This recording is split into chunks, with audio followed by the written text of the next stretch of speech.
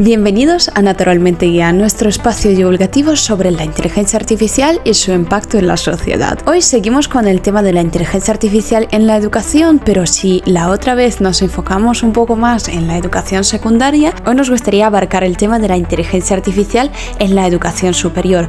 Y para esto estamos con un invitado muy especial. Paco Roca es doctor en análisis matemático y profesor titular del Departamento de Matemáticas de la Universidad de Jaén. Fue vicerrector de Tecnologías de la Información y la Comunicación de la UJA en los tiempos cuando se fundamentó la infraestructura digital de la universidad en la que tuve el placer de estudiar yo. Él trajo el correo, el wifi y la docencia virtual al campus, lo que cambió radicalmente la forma en la que se imparten las clases. Y ahora está liderando una segunda revolución docente en el campus y está implementando un proyecto de inteligencia artificial tanto para estudiantes como para los docentes como para el personal gestor. Este proyecto posiciona la Universidad de Jaén entre las más avanzadas a nivel mundial en cuanto a la adopción de la inteligencia artificial en sus aulas y despachos administrativos. Bueno, Paco, bienvenido a Naturalmente IA. Hola, Alex. Me alegro mucho de que nos estemos juntando aquí para hablar de un tema tan importante como es la inteligencia artificial en la educación superior. Como ya os he comentado en la intro, Paco Roca fue vicerrector de TIC en la Universidad de Jaén cuando se fundamentó la infraestructura digital de la UJA, el correo, el wifi del campus, la plataforma de docencia virtual. Actualmente es un profesor en la Universidad de Jaén y es doctor en análisis matemático y da clase de matemática pura y dura, ¿no, Paco? Pues refiriéndonos a esta primera etapa de la transformación digital de la UJA que trajiste tú, ¿no? En gran parte, me interesaría saber cuál fue pues esta trayectoria, ¿no? De desarrollo de la infraestructura digital y qué fue lo que te motivó a empezar este cambio. Pues hola María, hola Alejandro, gracias por la invitación a este interesante serie de podcast. Bueno, pues en aquella época, como en casi todo y como en la época actual, la verdad que son cosas que me han venido un poco rodadas por mi propia experiencia. Es decir, yo era un profesor de matemáticas, por así decirlo, pues uno más en el campus. Lo que pasa es que es cierto que soy muy vocacional y que todo lo que puedo poner para mejorar la docencia y el día a día de mis estudiantes, pues lo hago, ¿no? Entonces, en aquella época monté un sistema que es que ni os sonará porque sois muy jóvenes, que era para mandar a mis alumnos, a los de mi clase, las notas de los exámenes a los móviles, cuando los móviles eran en blanco y negro, no tenían acceso prácticamente a internet y era una especie de parecido a un mensaje SMS que se llamaba WEP, WEP. Y por ahí, fijaros, por ahí le mandaba, empecé con las notas y luego le mandaba información pues de la docencia, ¿no? Y bueno, pues cuando ves que realmente vas mejorando un poco la calidad de vida y por tanto los estudios y demás, pues sigue ahí. ¿Qué pasa? Pues que pues eso me supuso un premio de Ericsson en aquella época, con además una buena cantidad de dinero y tal. Y pues claro, lo siguiente es vamos a implementarlo a más gente y a más dentro de la universidad. Y como evoluciona esto a la velocidad que evoluciona, pues implementamos cosas. Evidentemente no es lo mismo que estés tú solo a que tengas un buen equipo por detrás, pues puedes implementar cosas mucho más potentes. Claro.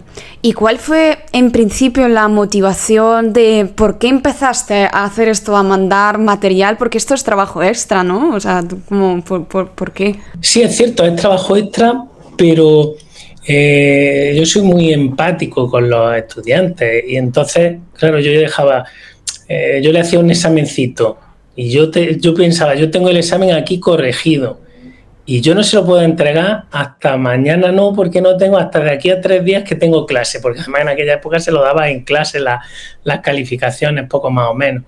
Y decía, no puede ser. Si yo lo acabo de corregir, ¿por qué no le puedo dar la nota ya que se quiten ese pellizquillo? Entonces busqué un sistema pues para que fuera corregido un examen y que le llegara la nota. Ese fue en el fondo un poco los inicios, por así decirlo.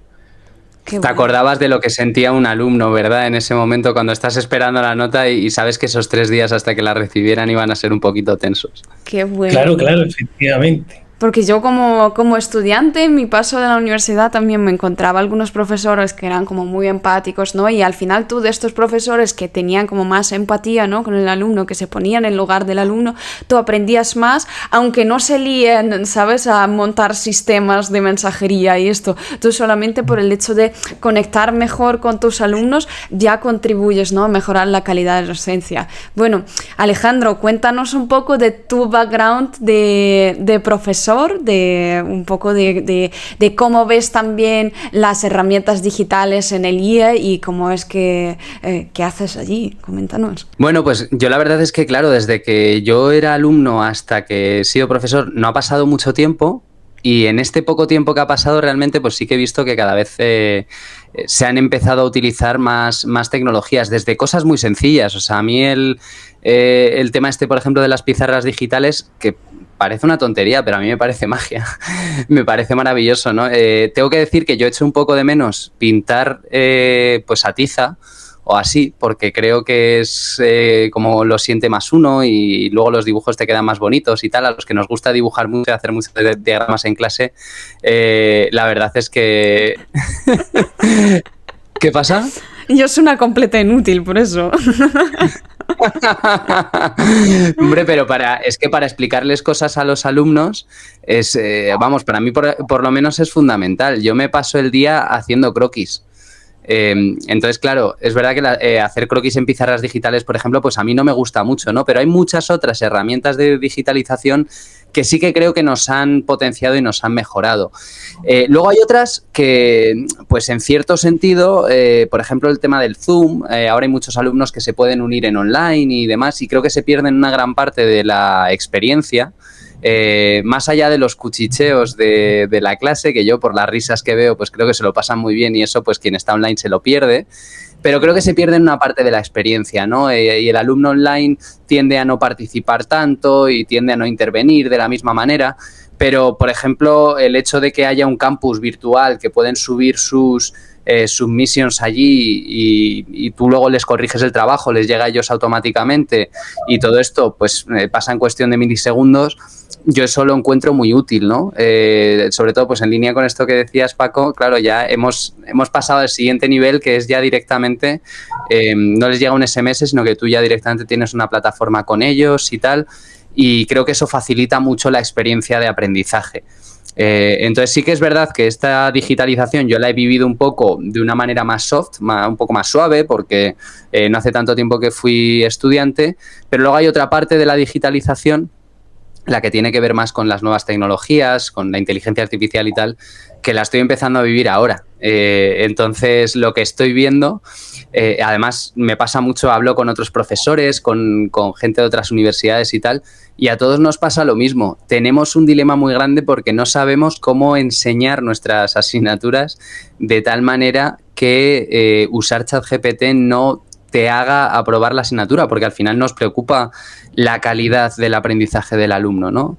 Entonces, bueno, pues hay distintos aspectos y distintas tecnologías que creo que impactan de manera diferente, pero quizás pues no lo he vivido de una forma tan clara, con un Zoom tan amplio como el que lo ha vivido Paco, ¿no? Me parece muy especial poder estar aquí escuchando tu experiencia porque, joder, al final tienes una visión muy amplia, ¿no? De ello. Pues perdona María, pues te doy toda la razón en lo que dices de la pizarra. Tú fíjate, por poner un ejemplo, yo esta mañana he estado dando clase, yo se le he dado con tiza en la pizarra. Tenemos el cañón, que los cañones son de la época anterior que yo fui vicerrector, desde entonces en todas las aulas hay ordenador, cañón, micrófonos, cámaras y de todo, en todas las aulas de la universidad. Pero yo, mis clases, normalmente les doy con tiza la gran mayoría. Pero claro, ¿qué hago? Yo empiezo a escribir, le empiezo a contar, le voy detallando, como tú dices, una gráfica, un dibujo, eso le enseña mucho mejor, puedes gestionar mucho mejor el contenido que estás dando, pero a veces les digo, no copiéis, me interesa que veáis la idea. Y cuando yo acabe y tengáis la idea, yo me aparto y le echáis una foto, porque todos tenéis el móvil. Eso es. Y claro, sí, pues ya no están pendientes de si aquí he escrito o no he escrito. Me entero y luego le echo una foto y ya lo copiaré, ¿no? Entonces, muchas veces parece que no, es que tenemos que usar la tecnología. Pues sí, la tenemos que usar, pero pero de manera que le sea lo más útil posible. Para ellos, que es muy útil. Pues tengo una foto, me lo llevo en el bolsillo y luego ya lo veo en grande en mi casa. Además, es justo lo que ha escrito el profesor en la pizarra. En otra época, os cuento otra anécdota para que veáis más o menos la misma. Hace unos años, pues dando en primero de informática, me dijeron los alumnos, para un momento, Paco, ¿podemos al final de la hora me dejas 5 minutos el delegado para hacerle una propuesta a los compañeros y tal? Digo, bueno, pero me tenéis que avisar que yo me pongo a hablar y no tengo los 5 minutos. Entonces, ya, Paco, ha llegado la hora. Bueno, pues os dejo. Y me dijeron, no, quédate si no te importa, porque seguro que nos da alguna idea. Entonces el delegado dijo, vamos a montar un repositorio con el contenido, todo el mundo vamos a ir subiendo, tal y cual, los contenidos de las clases. Y les dije, venga, pues voy a ayudar. Vamos a hacer un experimento. Me vais a grabar con el móvil las clases, aquí desde primera fila, tal cual es la clase, y la vamos a subir a ese repositorio. Y nos sirve un poco de experiencia. De esto os estoy hablando, yo qué sé, hace, 15 años más. Y efectivamente la grabaron, una revolución. La calidad malísima, porque no eran móviles buenos, se oía la gente pues hablando y tal. Pero la experiencia fue tremenda porque, claro, el alumno veía la propia clase. Entonces, ¿qué pasa? Especialmente en matemáticas. Tú estás en clase y hay un momento que lo entiendes, pero te vas a tu casa y dices, yo esto lo entendía, pero ya no lo entiendo tanto. Y cuando estás llegando al examen dices, esto no solo pasa en matemáticas, pasa por todos lados. En matemáticas yo lo he visto especialmente. Pues ahí cogía y decía, yo lo veía, pues me veía mi clase, rebobino y lo acabas viendo, ¿no? Claro, a mí me encanta de todo lo que estamos comentando es que hay cosas que se quedan, ¿no? O sea, porque decimos estas palabras de revolución, ¿no? Del cambio que trae la inteligencia artificial y esto asusta, ¿no? A mucha gente, la revolución, que esto va a venir y va a arrasar con todo lo que tenemos y va a traer solamente cosas nuevas y a mí todo lo que estás comentando, tanto Alejandro como Paco, que trae cosas nuevas, sí, pero al final no es una revolución de ponerlo todo patas arriba, porque cosas como escribir con tiza en la pizarra se quedan allí, aunque haya cañones, aunque haya pizarras incluso en las que puedas escribir digitalmente sin llenarte de tiza, ¿no? Por encima, sigue habiendo gente que prefiere, ¿no? Lo tradicional y que lo hace funcionar y que en verdad, o sea, no se trata de arrasar con todo, ¿no? Move fast and break things, como dice la gente, ¿no? en Silicon Valley, que se quedan cosas y ahora pues en este sentido ya estamos viviendo, ¿no? Una segunda mal llamada revolución, ¿no? de la implementación de inteligencia artificial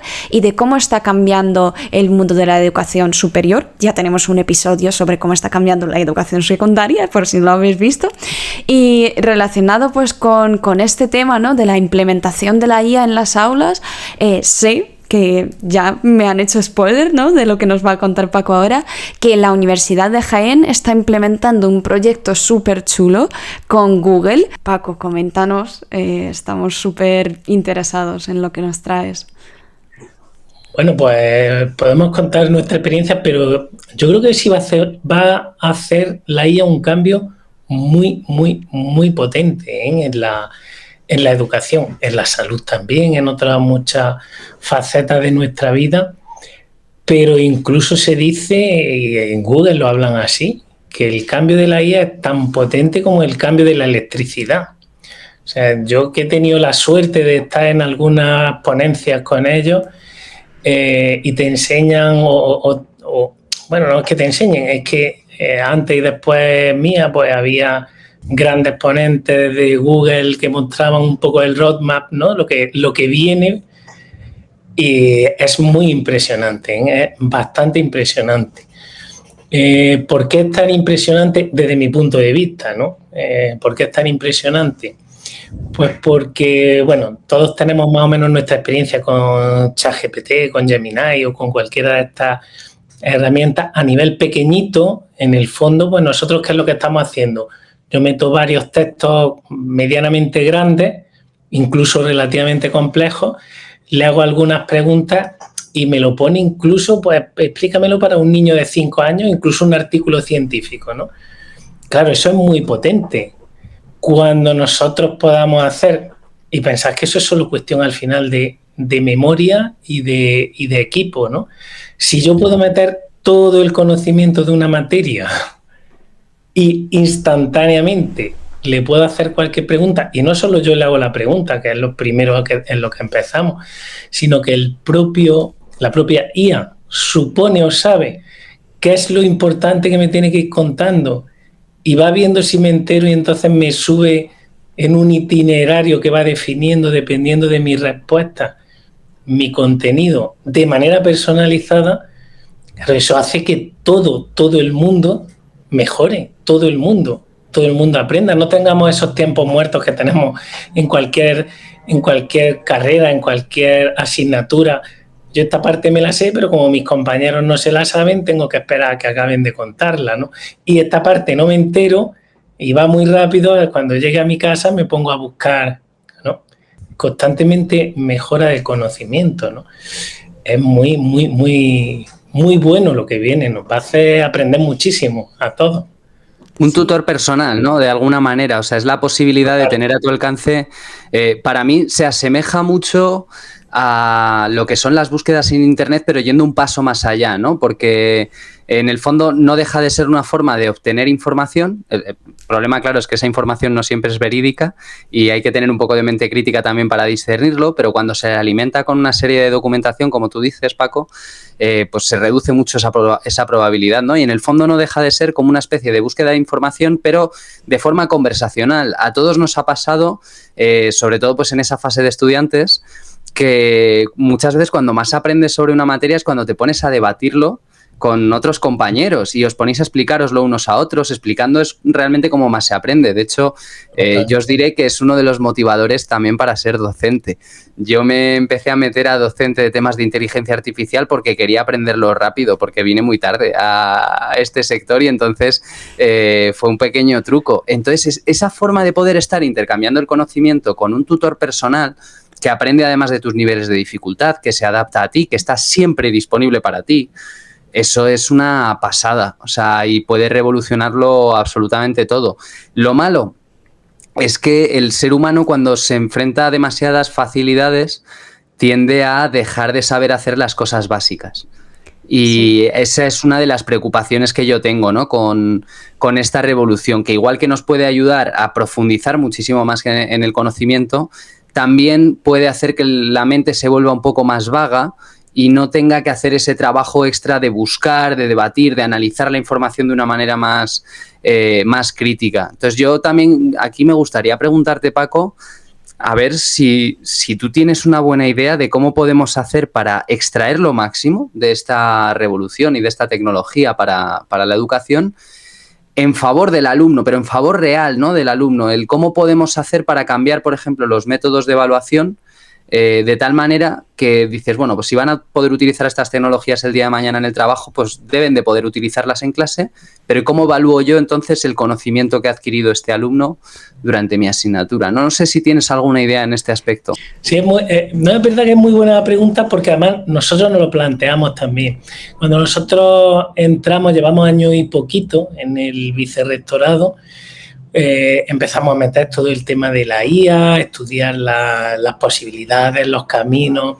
Bueno, de hecho, incluso, pues hablando con con Google, le decíamos, necesitamos meter cuentas de inteligencia artificial, ¿no?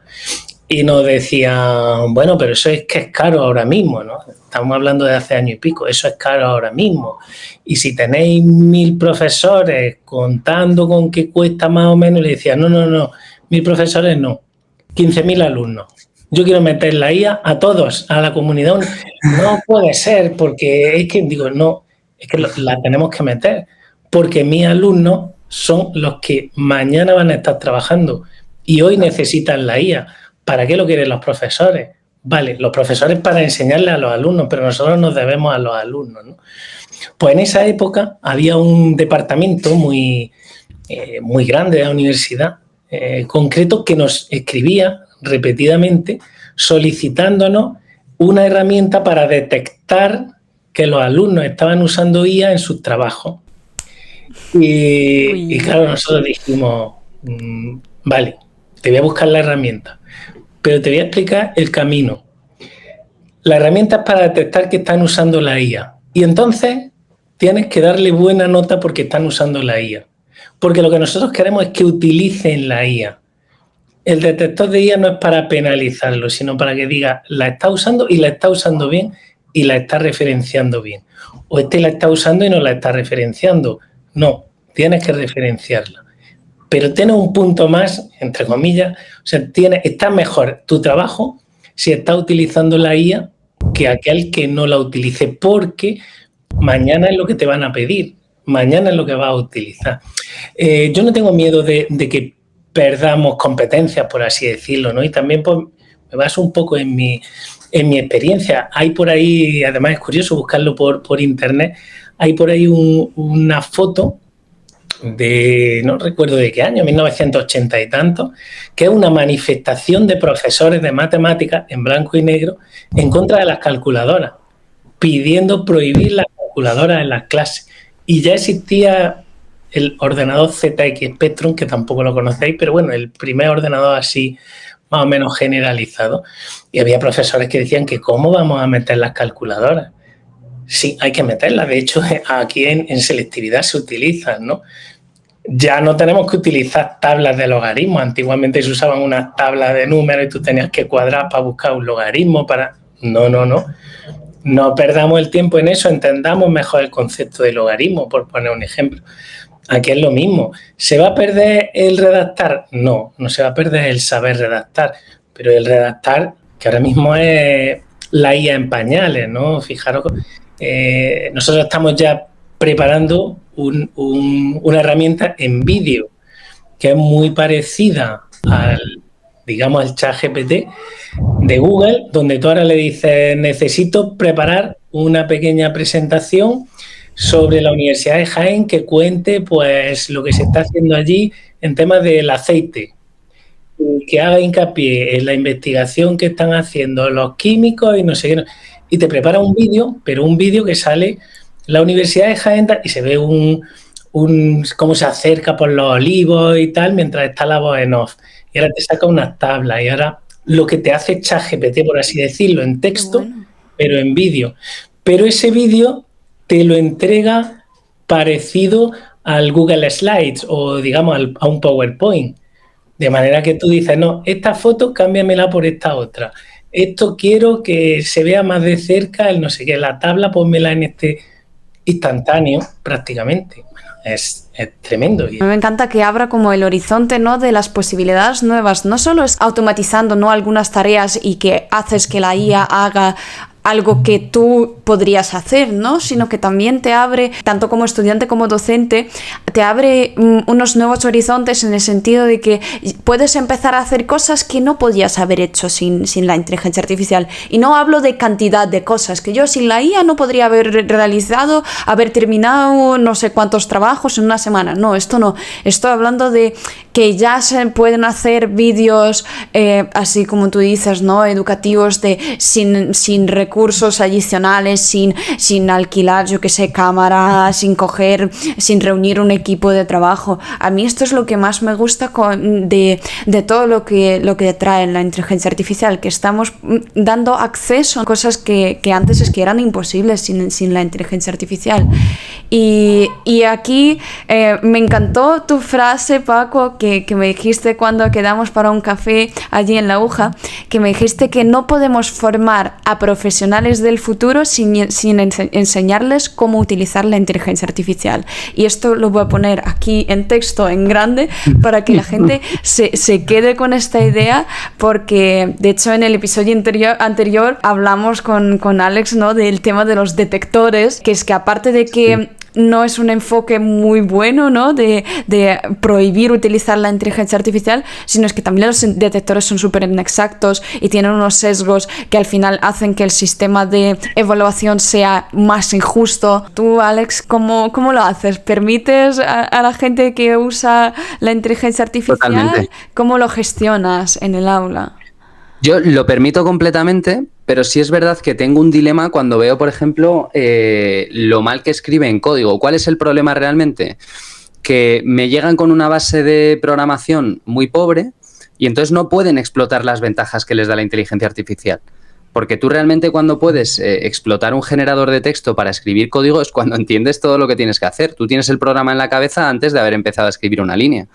Entonces, sabes exactamente lo que le tienes que describir, es que casi le puedes hasta decir, no, es que quiero que haya una clase que haga esto, luego otra, hazme estas 3 funciones de utilidad y no sé qué y tal. Se lo describes en texto y entonces, claro, te da un programa bastante aproximado, tú luego lo corriges porque además entiendes lo que ha escrito, pero yo me encuentro muchas veces con que a lo mejor te entregan un código que no funciona o que no hace lo que tendría que hacer y es porque no se han parado a entenderlo, a corregirlo, o sea, que ese es el problema, ¿no? Igual que cuando te entregan algún pequeño trabajo y empieza el trabajo diciendo, claro, aquí tienes tu trabajo sobre cómo hacer. ¿Sabes? Que sí, es como, esto pasó a una revista científica hasta... Claro, o sea, es que es un poco duro cuando ves esas cosas porque te hace replantearte, vale, o sea, claramente aquí hay algo que yo tengo que aprender a cambiar sobre cómo les evalúo para que utilicen la inteligencia artificial para potenciarles, no para dañarles el aprendizaje, ¿no? El problema al final pues es ese, que el cerebro es muy vago porque consume muchísima energía. Es que tener el cerebro en sistema 2 consume muchísima energía, entonces es mucho más rápido y mucho más fácil pasarle el trabajo a ChatGPT que nos lo haga rápidamente y entregamos cualquier cosa, ¿no? Y el problema de eso es que nos impide profundizar cuando precisamente tendríamos que utilizar la inteligencia artificial para poder profundizar mucho más. Para decir, bueno, estos son los algoritmos que me han contado en clase para hacer esta determinada tarea, pero seguro que hay más. ¿Por qué no utilizo ChatGPT, que tiene además encima sistema de búsqueda en Internet, para buscar sobre más algoritmos? Y lo que no entienda, pues ¿por qué no le ayudo a que me lo explique? ¿Por qué no profundizo más en las cosas precisamente porque tengo una herramienta que me va a potenciar esa capacidad de mi alcance en el mismo tiempo, ¿no?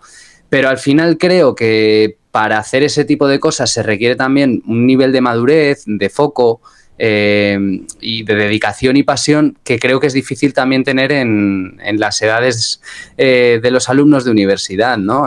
Cada vez veo más que en los alumnos de tercero y cuarto de carrera sí que van más enfocados y utilizan la IA de una forma más responsable, le sacan más provecho, pero cuando me toca algún grupo de alumnos de segundo, porque de primero es verdad que no doy a ninguno, afortunadamente, pero de segundo de carrera todavía les veo un poquito amamonados y no son capaces de utilizar la IA para su bien, ¿no? Entonces, por eso te preguntaba antes, Paco, si tú conocías métodos un poco de evaluación diferentes, porque claramente tienen que cambiar, que hagan que lo usen para el bien, porque yo tengo esa sensación muchas veces de, mira, yo siempre les voy a dejar utilizar la IA, quiero que la aprovechen además para poder expandir su radio de conocimiento, pero no termino de encontrar una fórmula que me permita que ese uso de la IA esté bien incentivado. No consigo alinear esos incentivos. Claro, pues fíjate, tú has dado ahí un poco en la clave. Nosotros tenemos un poco la preocupación de que el dilema de si la usan bien o no la usan bien. Por tanto, una parte de nuestra docencia que también nos vamos a ahorrar con la IA, hacer algunas otras cosas porque la IA le va a contestar por nosotros y demás, va a ser enseñarle y motivarle a utilizar eso bien. Por ejemplo, yo llego en clase y me dicen, bueno, ¿y cómo va a ser el examen?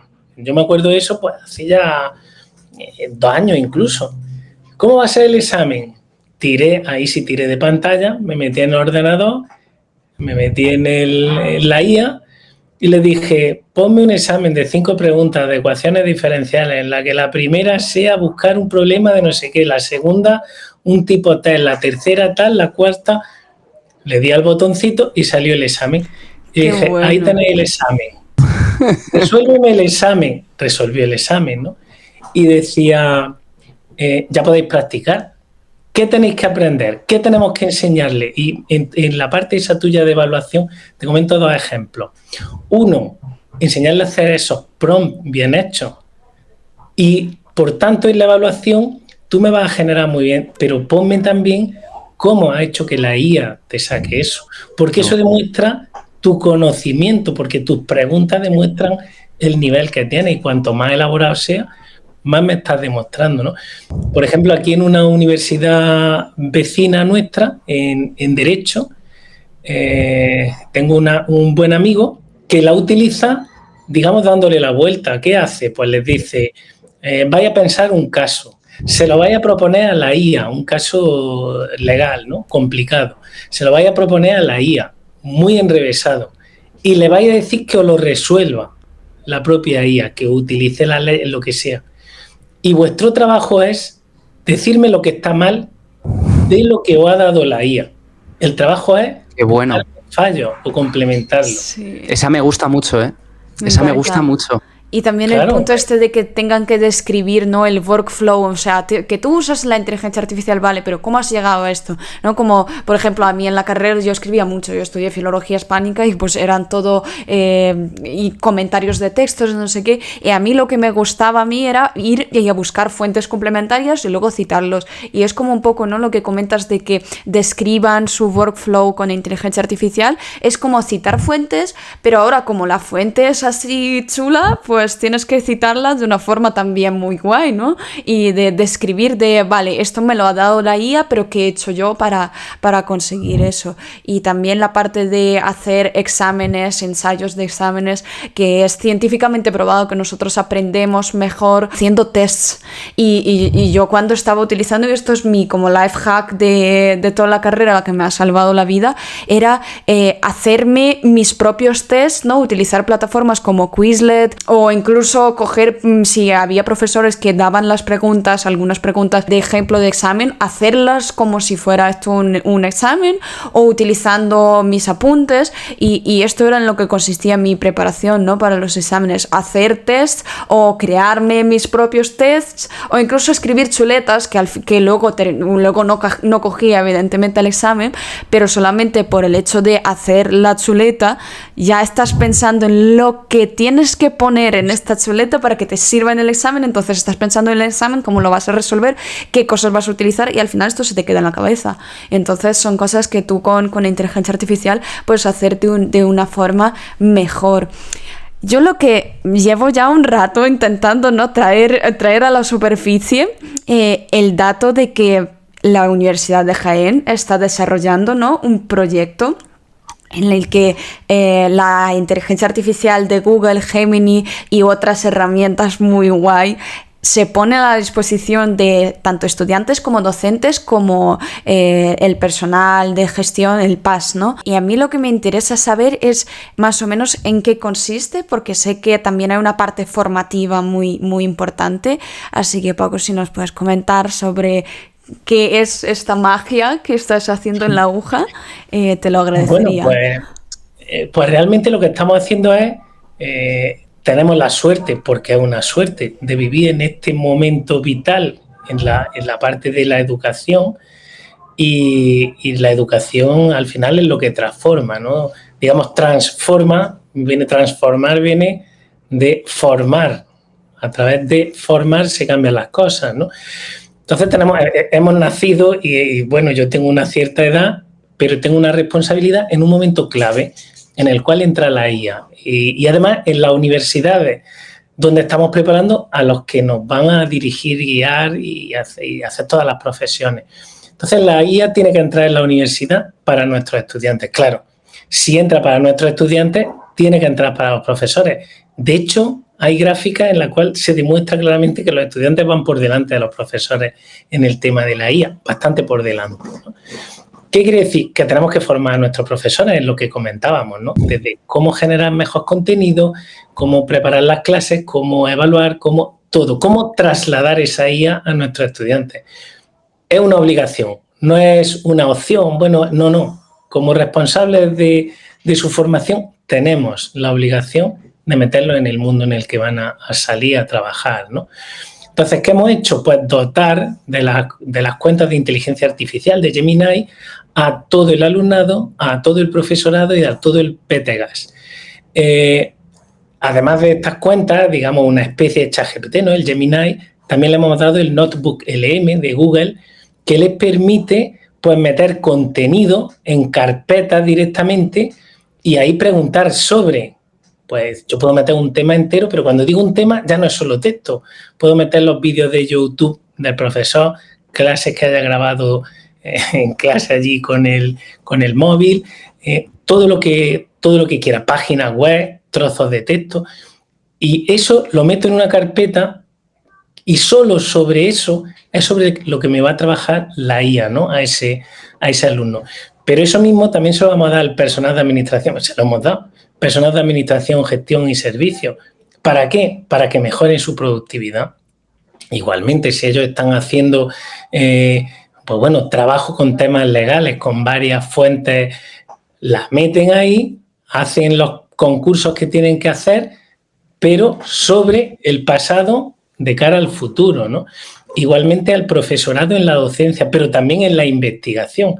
Entonces hemos desarrollado un programa y, claro, ¿qué pasa? Que nosotros partíamos de una posición muy buena. Nosotros metimos Google Workspace, de Google for Education, ¿no? Metimos todas esas herramientas a nivel universidad, en todo.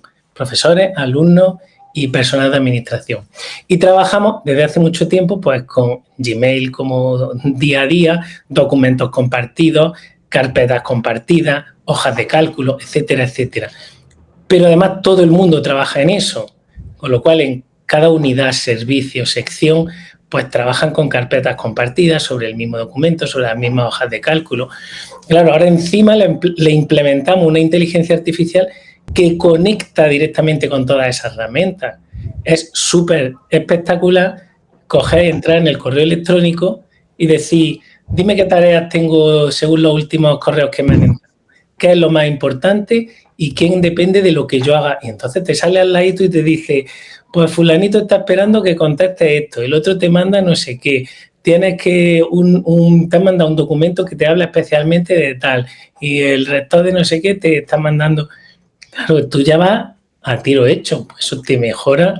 Y como eso, cualquier cosa, entra en cualquier documento que te ha mandado la secretaria general y en cuanto entra en el lateral te pone un pequeño resumen, los puntos más importantes, y a lo mejor un documento de 98 páginas como tengo yo uno hace un rato, ¿no? O vamos a una reunión como tuve una de la Universidad de Andaluza de vicerrectores y metes toda la documentación de las microcredenciales y directamente le vas preguntando ¿a qué edades hay que ofertar las microcredenciales? Y te está leyendo el BOE, la normativa europea, pero te está respondiendo, es para alumnos de 26 a 50 años. Entonces, claro, es una revolución total. ¿Qué pasa? Pues que nosotros, nuestra idea, como he dicho, es implementarla igual que hemos hecho con lo de Google Workspace. Pero vamos a ello, tenemos todo el plan, hemos empezado ya a dar formación, hemos dado las cuentas. Pues claro, pues Google ha dicho, hemos visto lo que habéis hecho con Google Workspace y nos ha llevado por ahí de ejemplo y ahora pues os apoyamos también en esta parte porque lo estáis haciendo de verdad, ¿no? Estamos viendo, a ver, para nosotros es un orgullo porque nosotros pensamos que lo estamos haciendo, pero entendemos que lo están haciendo miles de universidades por el mundo, ¿no? Pero muy mal no lo estamos haciendo cuando nos están llevando para que se lo contemos a otras universidades y para que vengan a preguntarnos y para que, pues bueno, ayudemos a esto que estamos aprendiendo, pues a extenderlo también, ¿no? Porque al final cambiar la educación de la Universidad de Jaén es cambiarla de las universidades andaluzas, españolas, europeas y os diré que mundiales, ¿no? Es en nuestro caso sí que anda alto el nivel. Es un role model, o sea, que tú pones el ejemplo y ya como cuando dicen la Universidad de Jaén ha implementado la inteligencia artificial, pues dices, ¿y yo qué? Las otras universidades. Sí. Pues ostras, me siento súper orgullosa, ¿eh? Casi me ha salido ya la vena andarrusa que tengo yo ya. Es que de verdad, o sea, me siento súper orgullosa de haber estudiado en una universidad tan vanguardista. Porque, no sé, Alex, ¿cómo va la implementación de la IA en el IA? Pues diré una cosa, bueno, que quede claro, estoy encantadísimo de dar clases en el IE, es un lugar donde soy muy feliz. Esto que vaya por delante, ¿vale? O sea, si alguien del IE ve esto, no es en absoluto ningún tipo de crítica, por favor, no rescindan ustedes mi contrato. Pero bueno, lo que iba a decir es que nuestra aproximación hasta ahora ha sido un poco bajar las armas. En la reunión de inicio de este curso, por ejemplo, pues nos dijeron que como los alumnos son más listos que nosotros y encuentran plugins que no podemos detectar, los exámenes, por ejemplo, los vamos a volver a hacer en papel. Entonces, yo ahora que tengo este año 60 alumnos, por ejemplo, el grupo que tengo ahora tengo 60 alumnos, claro, pues de repente tienes que estar imprimiendo en papel 60 exámenes y además es una faena también para el profesor, porque 60 exámenes hechos por una plataforma, por ordenador, se corrigen solos. A papel te toca luego llevarte el taco. Pero bueno, también, o sea, yo que me gusta ver las cosas que no puedo cambiar como cosas positivas, porque total, van a estar ahí igual, no dependen de ti. Voy a vivir el romanticismo de lo que es el profesor un poco más old school, más vintage, que os llevabais tacos de exámenes a casa y que luego corregíais a rojo y tal. O sea, que voy a vivir algo también que no he tenido la oportunidad de vivir todavía. Pero sí que creo en esto, yo no puedo evitar sentirlo como un poco una derrota. Yo lo siento como una derrota porque creo que en el momento en el que estamos volviendo atrás en la forma de evaluación, volviendo al papel, significa que no hemos sido capaces de integrarlo como una parte fundamental de nuestra educación. Creo que es muy inspirador esto que cuentas, Paco, y es una cosa maravillosa, porque precisamente lo que hay que hacer es, pues oye, si no les puedes vencer, únete a ellos, ¿no? Esta revolución ya está aquí, nos guste o no nos guste, esto está aquí. Y además ofrece muchas posibilidades. Creo que lo más inteligente no es intentar ponerle vallas al campo, que no se puede, sino intentar integrarlo de la mejor forma posible y que eso vaya al final, pues eso, en beneficio de los alumnos, ¿no? La verdad es que me gusta más esa aproximación. Y luego ya, esto es por la parte de los exámenes, pero luego por lo que es la parte de los trabajos y demás, pues ahí también es un poco conflictivo porque se está usando pues Turnitin o herramientas así para detectar cuando ha habido plagio en un trabajo de fin de grado y demás, ¿no? Y da igual lo original que sea el trabajo que hay detrás, que si en la redacción se detecta, que además lo está detectando otro modelo de inteligencia artificial que tiene sus sesgos y sus errores, que esto lo hablamos en el episodio pasado.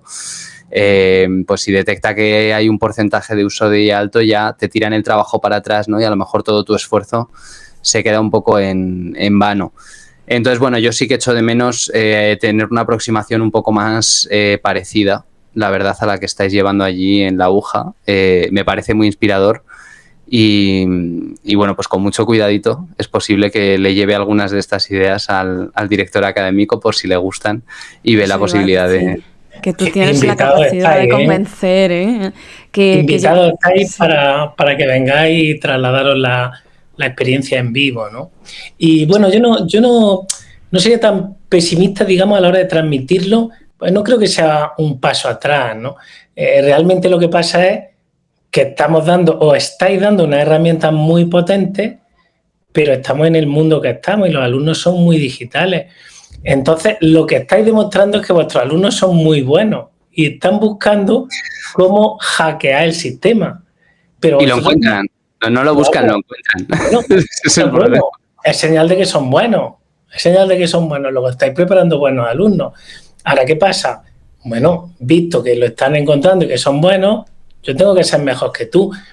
Paro un poco, pero vosotros no habéis dicho, dejaremos la tecnología. No. Siempre, tenemos que descubrir esto no es definitivo. Voy a parar porque estos son muy listos. Yo tengo que ser más listo que ellos. Y meteréis unas herramientas más potentes y les haréis pensar más y os volverán a echar abajo el sistema. Y a nosotros y a todos, ¿no? Mira, nosotros montamos, hubo una... en mi época anterior había sigue habiendo un colegio mayor en la universidad que dependía de la universidad y no había tanto internet o no había tanta conexión en casa a internet y me pidieron montar un aula de ordenadores en el colegio mayor, pero un aula para que los alumnos pues pudieran estudiar, pudieran allí pues trabajar incluso interconectados de alguna manera o al menos juntos allí en el aula. Montamos el aula y cuando llevaban muy pocos meses me llamó el por entonces vicerrector de estudiantes y me dijo, Paco, ven que tenemos un problema. Fui allí al aula y dice, mira, el aula llena. Y dijo, eso no es un problema. Dice, sí, porque si te fijas, casi todos han conseguido piratearnos un poco el aula y casi todos tienen juegos y han conseguido jugar en red, cosa que de otra manera no podían. Y están aquí jugando en red y entonces yo quiero que corte la posibilidad de que jueguen en red y de que tal. Y le dije, no te equivoques. Están haciendo, es fantástico. Han aprendido a meter programas en estos ordenadores que en teoría no podían. Han aprendido a conectarlos en red. ¿Qué mejor? Están buscando la tecnología para mejorar. Y en vez de estar por ahí tirados, están aquí jugando unos con otros y seguramente que nosotros, ¿qué vamos a hacer? Vamos a apretarle un poquillo, tampoco demasiado, pero vamos a complicarle un poco para que sigan investigando cómo saltarse nuestras barreras, ¿no? Están aprendiendo, esto es fantástico, saben hacer eso, le estamos dando competencias digitales. Son así, pero eso es bueno. Esto va muy en línea con el tópico muy recurrente que trae siempre Alejandro de el aburrimiento, ¿no? Que nos hace aprender más, ¿no? De ser más creativos porque nos aburrimos y decimos, vamos allí a piratear los ordenadores del aula, que esto es muy bueno. Es que a mí me hacía falta, ¿no? Esta vena tecno-optimista. De hecho, vengo como de un evento, por eso está aquí mi maleta. Vengo de un evento de creativos que también abrazan ya la inteligencia artificial y a mí me parece pero maravilloso, que haya como un enfoque, ¿no? Con una mente tan abierta hacia todo lo nuevo y que no hay rechazo, porque rechazo también es una reacción natural, ¿no? Porque lo que pasa también en el IA, que esto es normal, ¿no? Que reaccionen así un poco de vamos a parar un poco porque las cosas se mueven muy rápido y una institución así tan grande no puede adaptarse tan rápido al ritmo y encontrar, porque al final esto es una revolución. Pero yo estoy convencida de que esto no se va a quedar así como tú dices. Y también los exámenes a mano también son, quitando la parte de que tú los tienes que llevar a tu casa y pesan mucho, son una cosa buena, sobre todo para corregirlos y sobre todo para estudiantes de primeros cursos que tienen que saber que no podrán hacer trampa durante el examen y que tienen que estudiar, que tienen que venir preparados y que se tienen que preparar para poder hacerlo tanto a mano como con sus ordenadores así. Y yo creo que esto es un buen punto para ir cerrando ya el episodio, que yo en verdad por mí continuaría hablando. Podemos cerrar el episodio y quedarnos tomando una cerveza virtual. Sí. Estoy de acuerdo, yo estoy muy a gusto aquí charlando con vosotros y aprendiendo. Sí. Y yo para pues cerrar un poco todo esto, he preparado una pregunta, aunque ya todo el episodio es respuesta para esta pregunta, pero quiero que imaginéis que estáis delante de un profesor, de un docente, ya sea de secundaria o de universidad, que está en contra. Que no quiere que sus alumnos usen inteligencia artificial, que usa detectores de IA, que no quiere. ¿Y qué es lo que le diríais? Así brevemente. ¿Empiezas tú, Paco? Venga, pues a ver, yo creo que no va a existir ese profesor. Quizá ahora mismo hay un poco de recelo, pero ese profesor no va a existir. Quiere decir, un docente no puede no querer que su alumno utilice. Es como si le dices, no podéis utilizar la luz, no vais a poder utilizar la luz. Tenéis que... No, es que es nuestra luz de hoy en día. Entonces, no va a existir. Es cierto que pueden tener cierto miedo porque no lo controlamos como docentes, porque venimos de una generación, fijaros que normalmente un docente, mucho de lo que hace es de lo que ha aprendido de sus docentes, de su época previa, lo bueno y lo malo. Yo siempre les digo a mis alumnos, todos los docentes que habéis tenido son magníficos, especialmente a los futuros docentes, ¿no? Son magníficos porque es que unos nos enseñan, claro, hay unos que os son ejemplos y otros son magníficos porque os enseñan lo que no tenéis que hacer, lo que os ha fastidiado. Todos son magníficos, ¿no? Claro, al final has aprendido de los anteriores, pero nosotros no hemos aprendido de nadie que antes haya usado la inteligencia artificial como docente, ni como alumno, ni nuestros compañeros cuando éramos alumnos. No existía, ¿no? Entonces, claro, eso causa un poco, es más, miedo a lo desconocido, pero es problema nuestro como universidad el formar a todos estos docentes. Cuando sepan lo que es la luz, pues no se asustarán de ir a tocar la bombilla, dirán, oye, esto es una maravilla, es que además no quema, no es como la vela que yo tenía antes, ¿no? Imposible que digan que no usen la inteligencia artificial en cuanto le demos suficiente formación. Pero imagínate que es mañana, que mañana te encuentras con uno y le tienes que decir una frase. Bueno, yo me lo he encontrado en esta época, ¿no? Que te dicen que eso al final pues te quita ciertas competencias y demás. Simplemente es hacerle ver la realidad o comparárselo con ejemplos del pasado. El que decía de la calculadora. No te pueden decir no uses la calculadora. Lo que tienes tú es que aprender a que ya no tienes que enseñarle a poner allí una cuenta enorme. Tienes que aprender a enseñarle el concepto de suma y que si esa calculadora te está dando un número raro, a lo mejor está mal, tienes que razonar por qué el cálculo lo ha hecho, entre comillas, mal la calculadora, ¿no? No hay que tener miedo, tenemos que cambiar el concepto. Entre otras cosas, porque queramos o no, los niños, los estudiantes, los jóvenes, lo están usando. No es que lo van a usar, es que lo están usando.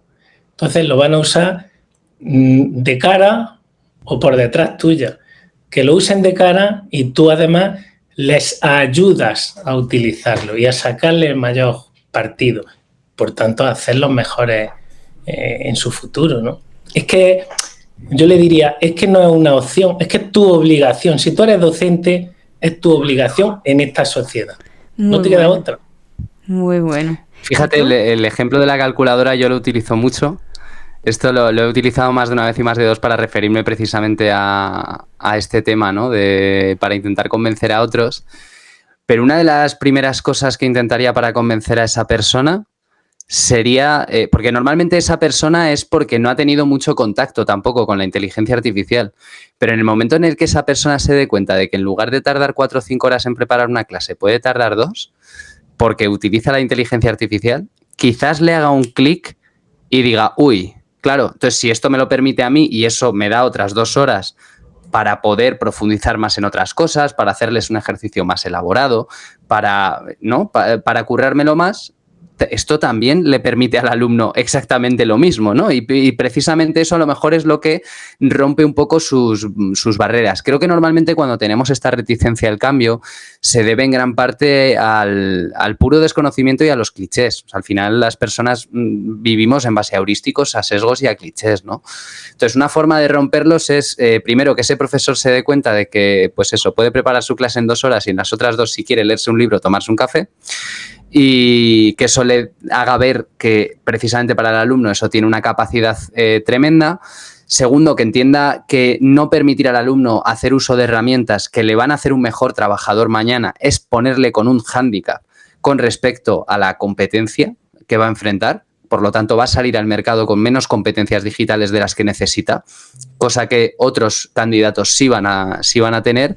Y que, por lo tanto, aunque cueste más trabajo por su parte, aunque tenga que hacer un esfuerzo mayor, aunque haya que reconfigurar una gran parte de nuestras metodologías y de nuestros criterios a la hora de evaluar y de preparar el material y la docencia, todo ello va a estar en pos de una educación mucho mejor, mucho más profunda y en la que creo que tanto profesores como alumnos vamos a acabar aprendiendo muchísimo más por el camino. Y yo lo digo por experiencia porque también yo aprovecho siempre la inteligencia artificial como una herramienta más, la utilizo para mi trabajo, la utilizo, por supuesto, también para la docencia. En lugar de simplemente enseñar, ahora, por ejemplo, estaba enseñando clustering.